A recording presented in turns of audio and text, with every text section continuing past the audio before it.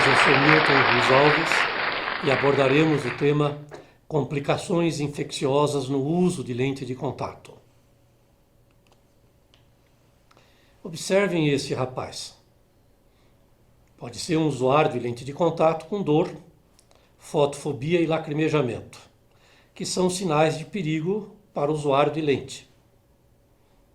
Isto pode estar desencadeando uma ceratite infecciosa. Então, vamos nos ater neste ponto da epidemiologia das doenças externas oculares. Veja, esse estudo dos fatores epidemiológicos e influentes na ceratite microbiana mostrou que 27,2% dos casos de ceratite microbiana atendido num hospital de referência em São Paulo, Hospital São Paulo, foram associados ao uso de lente de contato. Pela primeira vez na literatura nacional, superando o número de casos associados ao trauma ocular. Ou seja, no Brasil também, o uso de lente de contato atualmente é o maior fator predisponente para infecção corneana, como já era nos Estados Unidos e na Europa Ocidental. Esses dados indicam claramente a necessidade de educar a população sobre o uso adequado de lente de contato. Por outro lado, veja esse outro estudo que interessante. Nós realizamos com profissionais da área de saúde em Goiânia. Chama Observância da Orientação Médica pelo Usuário de Lentes de Contato. Esses profissionais da área de saúde, 85% deles entrevistados, informaram terem recebido orientação na consulta oftalmológica, em que foi entregue a eles a lente de contato. Mais de 50% deles se consideraram maus usuários, apontando como razões principalmente limpeza inadequada das lentes e inobservância das recomendações médicas. Esses resultados evidenciam o que todo mundo sabe, mas é bom a gente martelar que o simples fato de informar o usuário não assegura que por parte dele haverá seguimento das orientações. E ainda ressalta que é necessário conferir o seu conhecimento e a sua conduta em cada consulta de controle oftalmológica. Nós vamos iniciar essa avaliação pelos infiltrados, mas não é esse infiltrado aí do Martin Scorsese. É um infiltrado por lente de contato, que é tão importante quanto, e vamos então a eles. Olha, se vocês olharem atentamente para essa imagem, fica até meio difícil, mas eu vou facilitar para vocês a observação desse infiltrado. Seria um infiltrado estéril? Bom, o paciente pode ser assintomático. Vamos instilar uma gota de fluoresceína. Olha, existe um defeito epitelial pequeno. Será que esse defeito ocorreu na hora de retirar a lente? Ou foi na hora de colocar a lente? Bom, vamos observar o que aconteceu na sequência. Observem que está mais visível, olha lá, do que antes. Vamos instilar a fluoresceína e vocês podem observar que a área de lesão epitelial aumentou e a fluoresceína, então, ela se insinua por esse defeito epitelial, como vocês estão vendo. E agora? Seria já um infiltrado não estéril, infeccioso? Nós vamos abordar esses aspectos. Então, os infiltrados corneanos, eles podem aparecer de forma a ser sintomático nas pessoas que usam lente gelatinosa no uso diário, 3% por ano. 3% dos usuários apresentam. Se usam uso prolongado, dorme com a lente, tá? Se a gente somar sintomático e assintomático, pode chegar a 20%, 25%. 1 em cada 5, 1 em cada 4 usuários ano. E por que esses infiltrados aparecem? Eles aparecem em resposta alérgica ao antígeno proteico aderido à lente, às toxinas do Staphylococcus, uma reação de sensibilidade a conservantes, ou uma reação inflamatória a uma variedade de agressores, incluindo esses que nós comentamos. O que é importante é a gente ter o conhecimento de que a maior parte desses infiltrados são periféricos, a maior parte são infiltrados únicos, mas eles podem ser múltiplos e eles podem produzir inflamação na câmara anterior. E os infiltrados periféricos, eles não são necessariamente estéreis. Um estudo mostrou que 50% das culturas positivas eram positivas para estafilococcus não aureus. E a maior parte estava associado com aqueles que faziam uso prolongado da lente, dormiam com a lente. Os sinais e sintomas: desconforto imediato após a colocação ou remoção da lente, maior sensibilidade à luz, fotofobia, hiperemia localizada, o epitélio pode estar íntegro e o infiltrado ele pode ser circular, delimitado, pode ser denso, pode ser focal, branco amarelado, pode ser único, pode ser múltiplos, em geral periféricos, subepiteliais ou uma estroma bem anterior, bem superficial e menores do que 1,5 milímetro de diâmetro. Quando a gente avalia na literatura, as diferenças ocorrem pela definição do infiltrado, material da lente, o regime de uso, o descarte e o desenho do estudo. Mas, de qualquer maneira, o infiltrado associado à lente gelatinosa hidrogel, 0,5 a 3,3% nos sintomáticos e vai até 44% somando sintomáticos e assintomáticos. Na lente rígida gás permeável, de todos os tipos, 0,14% por ano. Na lente gelatinosa de silicone hidrogel, 20 e 25% ao ano, dormindo 30%.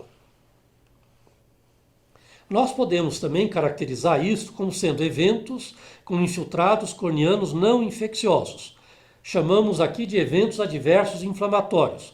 Os americanos chamam de CLPU, que é úlcera periférica induzida pela lente de contato, ou CLER, que é olho vermelho agudo induzido pela lente de contato, ou ceratite infiltrativa e eventos adversos mecanicamente induzidos pela lente de contato de silicone hidrogel. Nós temos aqui a conjuntivite papilar gigante induzida pelo uso da lente e nós temos também as lesões arqueadas epiteliais superiores e erosões.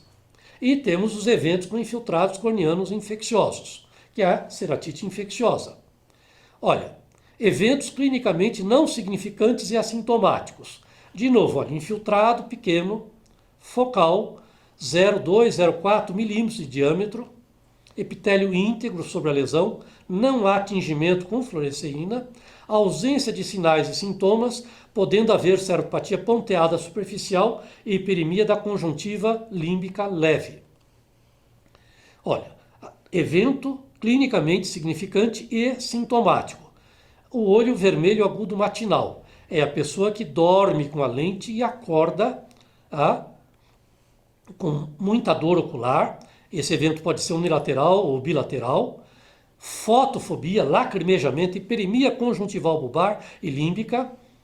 Há infiltrados subepiteliais próximos da periferia do limbo. Isso aconteceu porque, dormindo, houve uma desidratação da lente que gruda na córnea. Os debris que ficam debaixo geram toxicidade. Um quadro de hipóxia aguda importante, então há um edema da córnea, há uma irritação mecânica. Como dissemos, isso produz uma aderência da lente e a lente fica apertada. Então, precisa retirar a lente e a recuperação é rápida. Evento clinicamente significante e sintomático. Úlcera de córnea periférica por lente de contato. De novo, aqui nós temos essas úlceras de 2 milímetros de diâmetro, como os americanos chamam, dor moderada, intensa, pode até acontecer, se for sintomático, porque pode até ter uma lesão epitelial, com quebra de epitélio sobre a lesão. Em necrose de estroma superficial pode ter tingimento. E aí então, hiperemia bulbar e límbica. E nós temos os eventos clinicamente ainda significantes e sintomáticos, que é a ceratite infiltrativa, que são esses infiltrados que podem ser múltiplos, produzindo uma irritação leve, uma hiperemia bulbar e límbica, e pode ou não haver envolvimento epitelial e eles ocorrem na média meia periferia da córnea.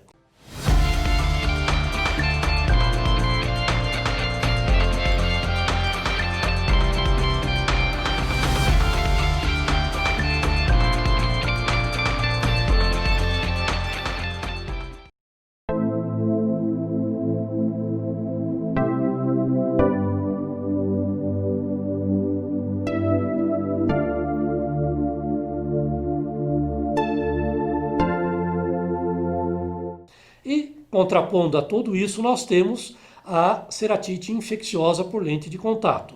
Na ceratite infecciosa, nós podemos ter dor moderada, intensa, início rápido, diminuição da visão, fotofobia, edema da pálpebra, pode ter secreção purulenta, mucopurulenta. Os infiltrados são grandes, maiores do que 1 milímetro, hiperemia límbica intensa.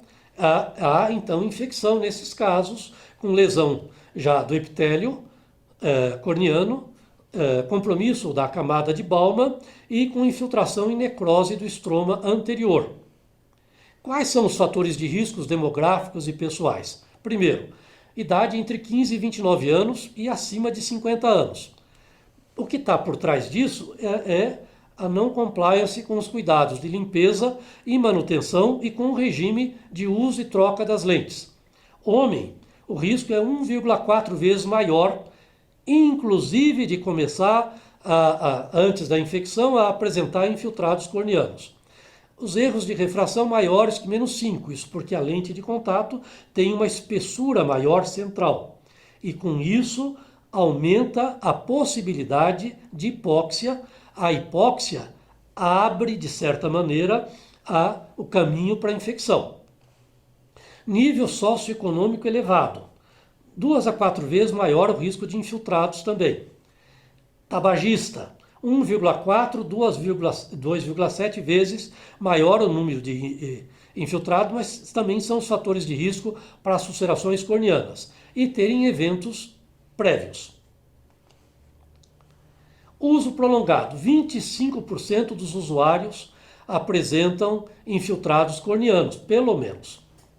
Material de uso. As lentes de silicone hidrogel, principalmente as da primeira geração, apresentavam 2 vezes um risco aumentado em relação às lentes de hidrogel nesses eventos que nós estamos falando. A solução de desinfecção dos estojos. A associação com desinfecção e infiltrado é uma das fontes de infecção, especialmente por agentes gram-negativos. Então, cuidado, a asepsia do estojo não pode deixar de ser feita de maneira adequada. E o biofilme na lente e o biofilme do estojo. E alteração da superfície ocular. Respeitando também o regime de troca. Troca de uso prolongado para uso diário das lentes reduziu 75% o número de infiltrados. A troca também para descarte único, você usa a lente uma vez, tira, joga fora, reduziu 12 vezes o risco de infiltrado em relação às lentes de troca planejada. E exposição à água, cuidado. Água significa risco para ameba. Nós vamos falar disso mais tarde. Então, suspendemos temporariamente o uso da lente para permitir o desaparecimento gradual dos infiltrados. Usamos colírio de antibiótico apenas se houver lesão do epitélio e quando o epitélio cura, nós podemos associar corticoide com epitélio íntegro e na presença de inflamação de câmara anterior. Trocamos a lente por uma outra que proporcione maior oxigenação à córnea e, em recorrência, adaptamos lentes rígidas gaspermeáveis. E tratamos blefarite e meibomite. 50% das pessoas apresentam blefarites e meibomites. Qual é o tempo de resolução? Infiltrado único, 1,58 semanas. Infiltrados múltiplos, 2,75 semanas. Então, chegamos finalmente à ceratite infecciosa no uso de lente de contato. Olha, observem nesse GIF que o monocular ele vai pegar a lente que está inadequadamente guardada e vai colocar nos olhos. Olha, Então já tem aí vários fatores de risco demonstrado nesse GIF. Olha, veja só. Né? Então vamos lá. Eu vou fazer a apresentação de um caso para fazer essa introdução. Tem uma senhora, vocês vão ver depois, eu vou colocar que ela tem 58 anos, ela então procurou um serviço de referência aqui em São Paulo para fazer um teste para saber se poderia fazer uso de lente de contato gelatinosa. Fez o teste, não gostou e desistiu e foi embora para casa. Passou um período de tempo aí, não muito grande, ela passou a apresentar desconforto e hiperemia progressivos. Né? Não melhorou. Então ela procurou um oftalmologista, se queixando de dor ocular, baixa de visão, fotofobia no olho direito, e esse médico oftalmologista examinou e disse assim, não estou vendo nada, pode ser uma neurite. E aí encaminhou então para o neurologista. O neurologista fez a investigação para neurite e introduziu uma pulsoterapia com metilprednisolona, 1 grama por dia por 5 dias, que deu uma melhora. Mas depois voltou a piorar. Né? E aí então ela procura o pronto-socorro de oftalmologia da USP. Bom, quando ela é examinada no pronto-socorro, quem examinou viu que o teste que ela havia feito há 58 dias antes com uma lente gelatinosa, a lente gelatinosa do teste estava no olho dela 38 dias, melhor, não 58, 38 dias. Então, a gente pode dizer que uma mulher de 60 anos, natural procedente de São Paulo, que procurou o pronto-socorro do Hospital das Clínicas de São Paulo com dor, baixa visão, fotofobia, hiperemia ocular no olho direito, cerca de 1 mês. Aqui é a fotografia desse dia no pronto-socorro, dia 0. A acuidade visual desse olho era conta-dedos a 4 metros. Foi colhido material para exame laboratorial com raspado para fazer o bacteriológico e culturas. E foi introduzido então colírios fortes. Observem que existe toda uma alteração importante da transparência corneana e nível de hipópio aí embaixo. Então foi introduzido cefazolina, 50 mg por ml, tobramicina, 14 mg por ml e de hora em hora, alternando. Para quem quiser ter mais acesso a toda essa tecnologia de coletas em oftalmologia, está aí um livrinho interessante, olha. Manual de coletas em oftalmologia. Aqui nós estamos chamando a atenção para a experiência da Escola Paulista de Medicina, da Ana Luísa, e nós estamos chamando a atenção especificamente para vocês olharem para lentes de contato. E se olharem para lentes de contato, vocês vão ver que o agente associado com a infecção está em não fermentadores, que basicamente é bacilo gram-negativo, pseudomonas. Isso é muito importante. E na parte de baixo nós temos lentes terapêuticas, mais à direita, e vocês veem que a associação é mais com o Staphylococcus aureus. Aqui é para mostrar lente de contato no uso convencional, o exame na ceratite foi positivo em 73,9%. E na lente de uso terapêutico, a positividade caiu para 40%. Alguns desses pacientes provavelmente usam colírio de antibióticos sobre a lente. Para fungo, veja, positividade 10,5%, cai bastante. Na lente terapêutica, 17%. E para ameba, como a ameba está bastante associada ao uso de lente de contato, veja que a positividade foi muito alta, 66% no uso convencional e 60%, 50% no uso terapêutico. Então vamos voltar ao nosso caso para continuar. Então nós introduzimos 2 colírios fortes, como deve ser feito, quando nós não temos indicativo dos agentes. Micro-organismo não identificado, tratamento inicial, uma úlcera central ou paracentral, cefazolina 50 mg por ml, mais tobramicina de 9 a 14 mg por ml. Quando Pseudomonas é improvável e é mais periférica, nós podemos colocar cefazolina mais uma quinolona de quarta geração. Se a resposta não é adequada, nós podemos ter como segunda opção a associação de vancomicina 25 mg por ml mais amicacina 20 mg por ml. No dia 4, veja que já apresentou uma melhora significativa, a gente pode até ver uma área bem menor de defeito epitelial. O laboratório já informava que a gente não ia ter auxílio do laboratório, o bacteriológico, as culturas eram negativas. Foi mantido o colírio forte, agora de 4 em 4 horas. Veja agora no dia 7 uma melhora mais acentuada. Então, já foi trocado um dos colírios, né, para ciprofloxacino 0,3% de 4 em 4. Introduziu-se corticoide 2 vezes ao dia. E observe com 15 dias uma grande melhora.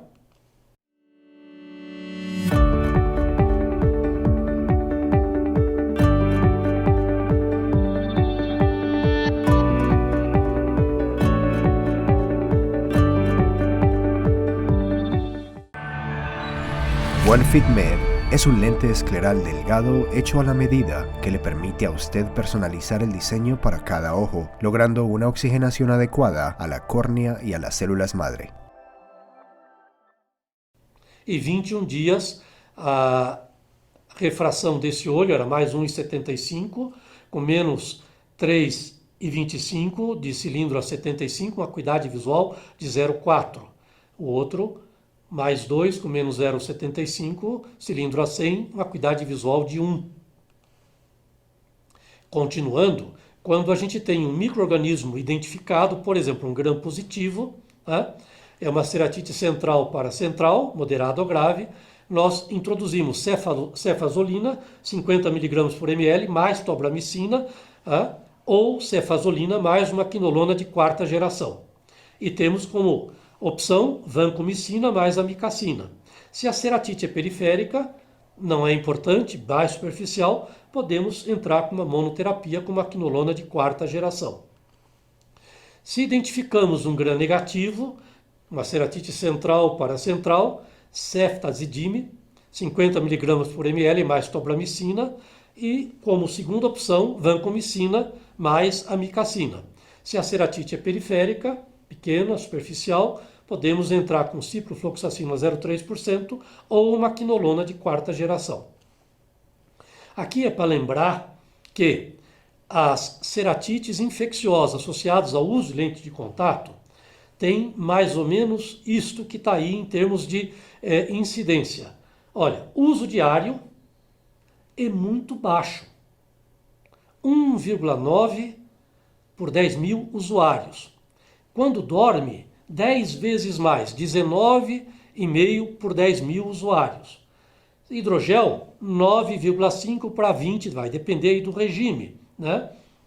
Silicone hidrogel é maior, 20,9 a 25,4, dependendo também do regime de uso.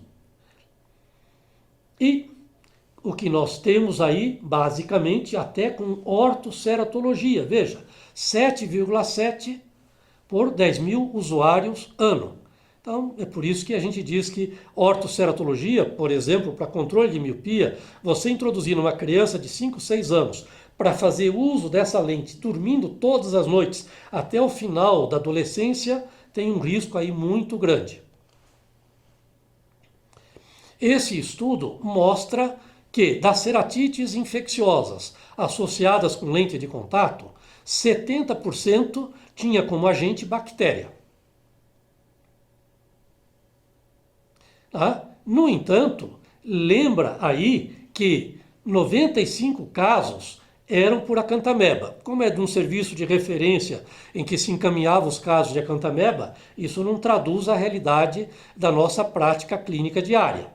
Ceratite fúngica, 4 casos, 1,67. Cândida foram 3 e filamentoso foi 1.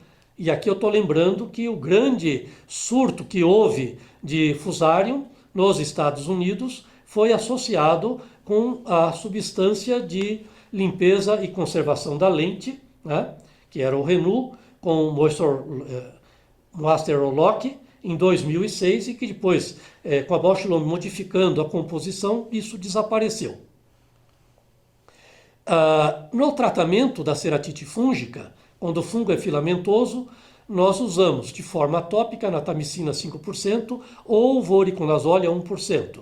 Via oral, cetoconazole 200 a 400 mg, 2 vezes ao dia, ou voriconazol 400 mg ao dia, ou até o itraconazol 100 mg 2 vezes ao dia, especialmente quando se trata do aspergilos. Quando o fungo é leveridiforme, tópico, anfotericina 0,15%, ou fluconazol 0,2%, ou voriconazol colírio. E via oral, fluconazol 400 mg por dia, que é permitido para quem tem mais de 16 anos, ou voriconazol. O fungo leveriforme está associado ao uso terapêutico das lentes de contato, e o fungo filamentoso no uso convencional. Aqui o que nós podemos observar é uma paciente que fazia uso de lente terapêutica e que aparece com baixa de visão e com essa imagem. Essa imagem foi de uma infecção por cândida. Nessa época eu fiz a prescrição de fluconazol oral, 200 mg de 12 em 12 horas, e o uso do colírio de fluconazol 0,5%, e ela só usou o colírio de fluconazol 0,5% com suspensão da lente, e uma semana depois, quando ela voltou para a felicidade geral, estava resolvido. Nem sempre é uma evolução tão boa como essa. Pode ver que apenas mostra resíduos daquilo que tinha sido a infecção quando faz o corte pela área central. Dada a importância do tema, eu vou destacar alguns aspectos associados a complicações infecciosas no uso de lentes de contato gelatinosas descartáveis de uso único. Os fatores de risco aqui continuam sendo os mesmos. Má higiene das mãos é o principal, tabagismo e uso da lente por vários dias da semana e dormir com as lentes. Se colocar, esses fatores de risco são os mesmos para todos os regimes de uso de lente. Aqui é de um trabalho recente, publicado no PLOS ONE, que mostra exatamente isso. Ele mostra má higiene das mãos,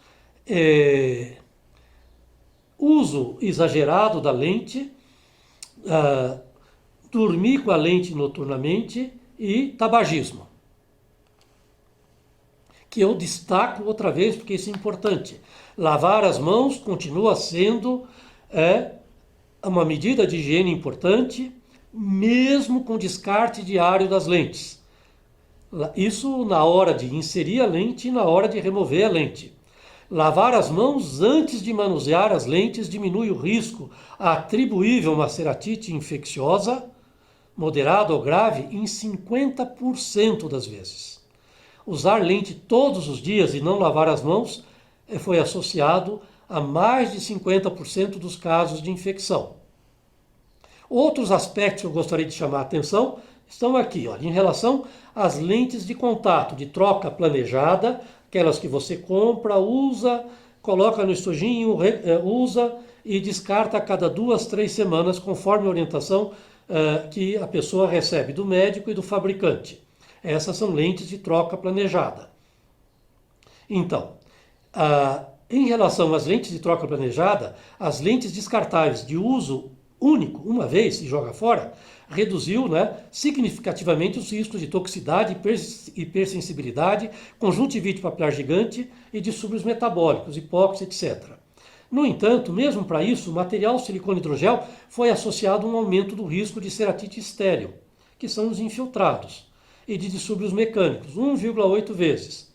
E os fatores de risco adicionais para essas lentes continuaram sendo uso noturno, mais dias de uso por semana, má higiene das mãos e tabagismo.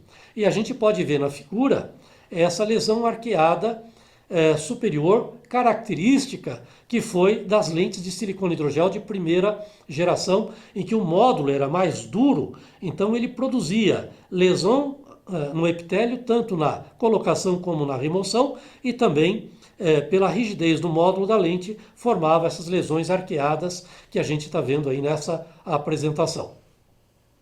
Vou chamar a atenção dos senhores para um caso clínico interessante. Olha, na verdade ele está colocado assim para dizer para vocês que a pessoa que usa essa lente de contato tem uma alta miopia. Então quando ela tira os óculos, que ela não usa, ela não gosta, ou tira a lente, não enxerga direito.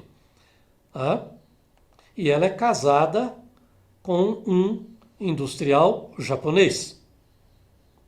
E como função, isso foi dito por ela, ela tinha a função de relaxar o marido depois de um dia de atribulações no mercado financeiro. Então, quando chegava em casa, ela tinha que acompanhá-lo para o ofurô. Então, ela colocava a lente de contato. Água, lente de contato, ameba. Então, vamos vê-la. 38 anos, oriental, usava uma lente gelatinosa de troca planejada.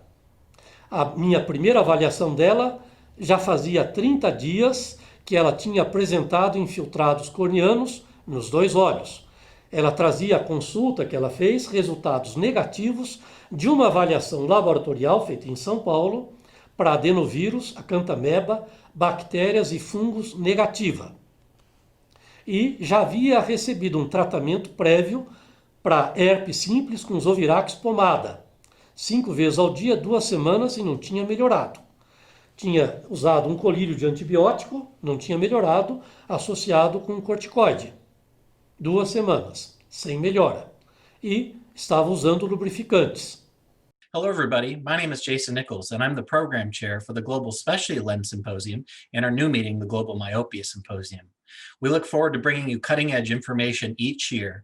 And again, we look forward to hosting you in 2021. Thanks, everybody. Custom stable lenses change lives. They're intuitive, they're powerful, and anyone can fit them. It's time to simplify.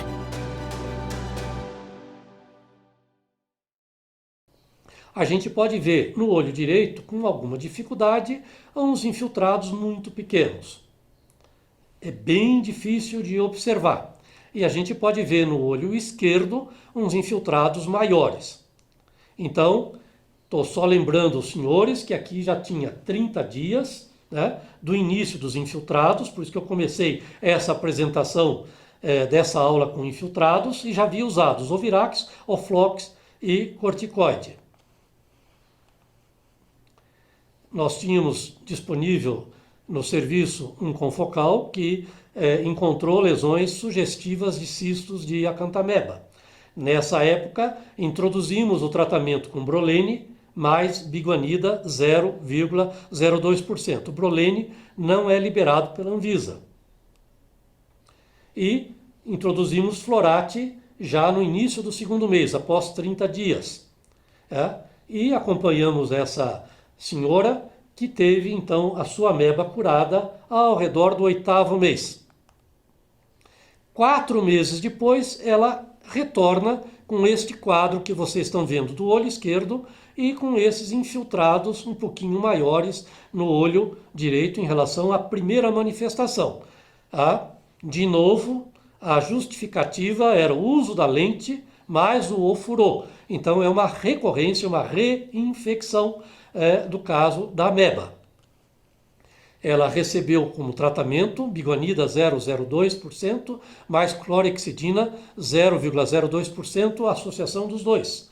Uma medicação inicial de cada hora e que depois, conforme vai tendo resposta, a gente vai diminuindo.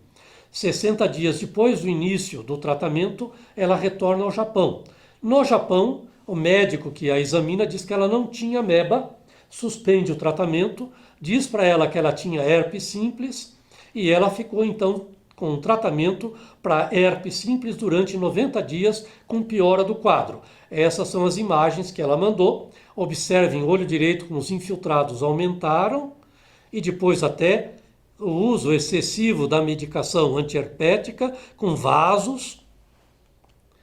Aí ainda o olho direito da paciente. E aqui à direita o olho esquerdo da paciente. Nós reintroduzimos por telefone clorexidina e mandamos para ela 0,05 de hora em hora e autorizamos que o Loteprol deveria entrar após 30 dias. Essas são as fotografias que ela manda do olho esquerdo dela, que era o olho pior. Após 6 meses de tratamento, as fotografias, essa do olho direito, tá? Então, aí acabou sendo curada. Bom, o que é importante? Que a ameba tem uma incidência de 1 a 2 casos por milhão de usuários de lente de contato nos Estados Unidos, 17 a 21 casos por milhão de usuários na Inglaterra. Esse número é grande porque nessa época o sal era vendido em comprimido, que era dissolvido em água da torneira, onde cresce a ameba, ou então em soro fisiológico caseiro. Ela, tendo um microtrauma epitelial, o usuário de lente de contato sempre tem, e ela tem então 2 formas, uma forma trofozoíta de proliferação, que apresenta uma movimentação lenta, com acantapódios e vacúolos contráteis, e tem uma forma cística. Quando você começa a tratar, ela muda da forma trofozoíta, que é mais susceptível ao tratamento, para a forma cística, que é uma forma de resistência, que tem paredes duplas, uma delas rugosa, e é mais difícil de tratar. Nós podemos ver nesse esquema que a infecção por ameba começa no epitélio, e a primeira manifestação são esses infiltrados aí que vocês veem em usuários de lente, como está mostrado nesta figura, e que depois, ampliando, já é a segunda imagem da direita, já começa a ter essa lesão serpiginosa. Aí sim, essa lesão é confundida com herpes. Frequentemente essas pessoas têm tratamento prévio com herpes. Não é herpes, veja que não tem bulbo terminal. E depois, na sequência, alguns apresentam dor porque apresentam este quadro de perineurite, que é uma inflamação ao redor do nervo. Isto pode ser acompanhado de um quadro de dor, que acabou carimbando que todas as pessoas que têm ameba sentem dor. Apesar de ter perineurite como isso, nem todas as pessoas que apresentam alteração da córnea com ameba apresentam dor. E caminhando mais para o estroma, elas começam a formar esse anel, que aqui está completo, e a gente chama a atenção que a ameba não tem capacidade de penetrar a DCM e ir para a câmara anterior. No entanto, a gente precisa tomar cuidado quando dá indicação de transplante, porque nas indicações de transplante nós abrimos o caminho para a ameba entrar nos olhos. O diagnóstico é feito pela cultura, que é padrão padrão ouro, que é o agar não nutriente com Escherichia coli.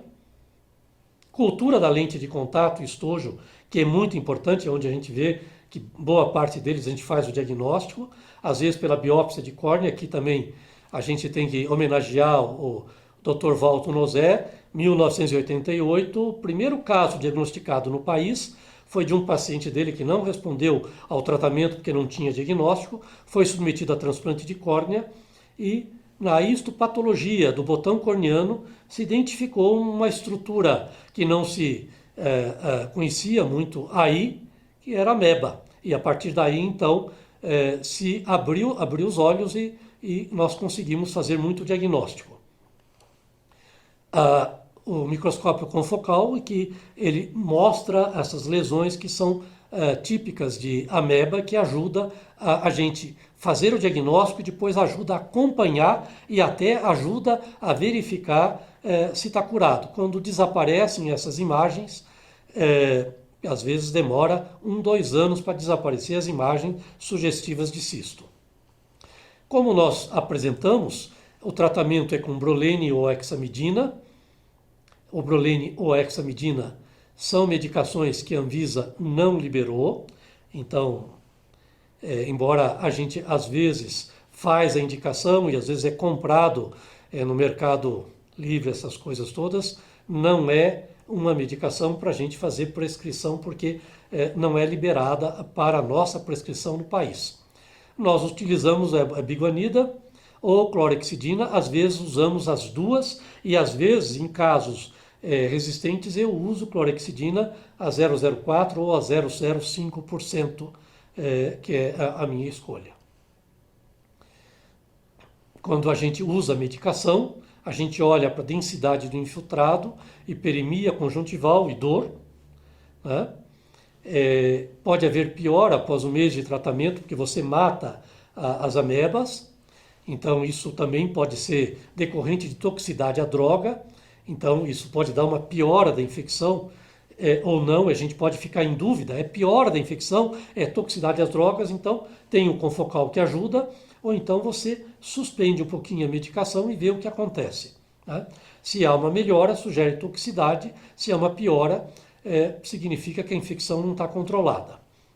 É difícil você concluir que a infecção está resolvida. Como eu disse, existem casos que os cistos remanescentes podem permanecer na córnea por até 20 meses. Boa parte dos artigos da literatura consideram 3 meses, não recorrência, um bom critério sem cistos detectados na microscopia confocal. Eu, quando tinha pacientes com ameba e que não queria mais usar lente com medo e que ia para a cirurgia refrativa, eu esperava 6 meses. E, para encerrar, eu acho que tem uma pergunta comum que é sempre feita assim: doutor, eu tenho antecedentes de herpes labial, herpes corneano ou genital, e alguém me disse que a lente de contato pode ser um fator predisponente para o aparecimento de herpes corneano. Eu posso usar lente de contato, mesmo tendo antecedentes? Aqui ainda é uma revisão, é da Academia Americana de Oftalmologia, 2014, ainda é atual, eu dei uma olhada, não tem nada mais novo. Lá ela coloca que o Herpetic Eye Disease Study, o HEDS, que avaliou os potenciais gatilhos de ceratite por herpes simples, não evidenciou nenhuma associação entre o uso ou o desgaste de lente de contato e o número de recorrências por herpes simples. Há um artigo na literatura que compara um grupo com número de recorrências com antecedentes herpéticos e um outro grupo sem antecedentes herpéticos e recorrência, e encontra um número maior de recorrência no grupo que não tinha antecedentes de herpes. Então, o que eu digo aqui é que não há a associação, mas aproveitamos para a educação em saúde. Mãos, higiene, estojinho, higiene, troca mensal do estojinho, soluções adequadas e uso adequado. Eu não permito o pernoite das lentes. Muito obrigado.